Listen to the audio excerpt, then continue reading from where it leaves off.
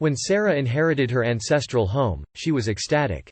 The thought of owning a centuries-old mansion filled her with excitement, but she soon realized that owning such a place was no easy feat.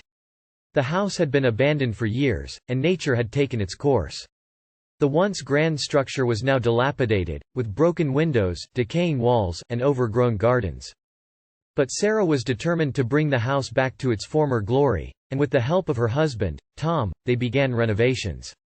As they worked, strange occurrences began to happen.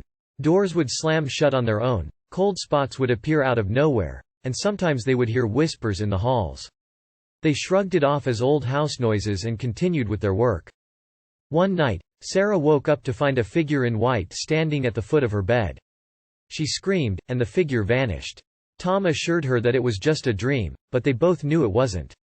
As the nights went on, the figure continued to appear, and they realized that it was a ghostly presence haunting the house. They decided to investigate and discovered a hidden room filled with eerie artifacts. There were old photographs, letters, and objects that belonged to their ancestors. They noticed that each generation of the family had a story of tragedy, loss, and despair. It seemed as though the curse of their bloodline had taken its toll on every member of the family. As they dug deeper, they discovered that their family had been involved in dark practices, including seances and black magic. It was said that they had made a deal with the devil, and in exchange for their wealth and power, they had to sacrifice a member of their family every generation. Sarah and Tom realized that they were facing a curse that they couldn't escape.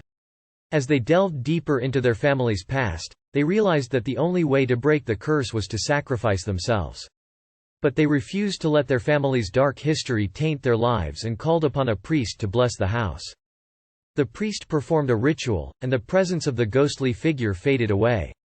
Sarah and Tom became convinced that the curse had been lifted, and they could finally enjoy their home. But as time went on, they realized that the curse was still there.